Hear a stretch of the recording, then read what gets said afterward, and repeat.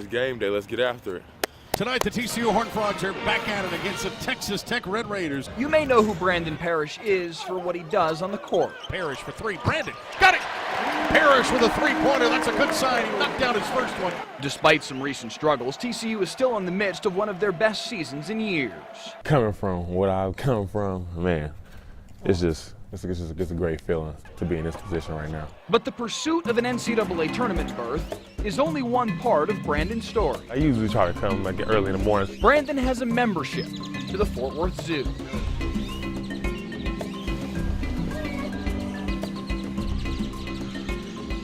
This is like one of the top 10 zoos in the country, and it lives up to its reputation.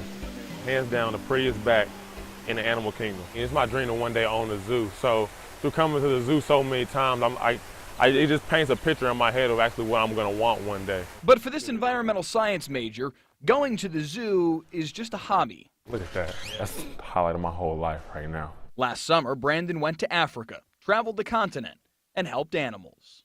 Relocated wildebeest, decollar elephants. We actually took part in a cheetah surgery, and then my favorite thing that we did was we actually had a chance to dehorn a rhino.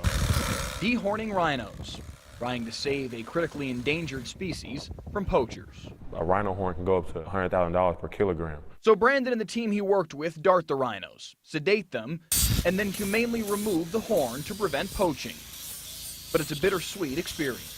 I mean, this horn is iconic. It's basically what makes the animal exactly what it is. It's getting poached, and it's on the brink of extinction simply because of what God blessed it with. The rhino doesn't need the horn to protect itself because it has no natural predators. Most of the animals, they can't even pierce through the skin with their teeth. So lions, cheetahs, hyenas, I mean, they're not hunting rhinos. So who does that leave? Why are they on the brink of extinction? It's all from human influence and poaching. The human influence of Brandon's team is a positive one. But the poachers, They want to get as much horn as possible. So it's going to cut almost the whole horn off all the way down to the navel cavity. And a lot of rhinos, they don't die from dehorning, but they die from bleeding out because you virtually cut off their nose.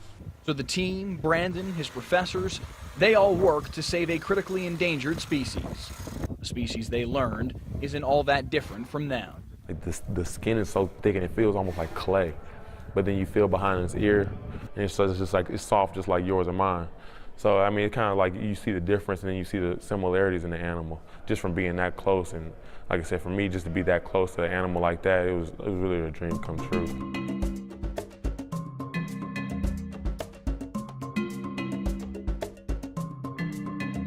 So you obviously know a lot about this. You've studied this for a long time. What's your dream? What do you want to do? I mean, in the grand scheme, I just want to become a wildlife expert. You know, learn as much as I can, and then eventually one day become a global wildlife ambassador.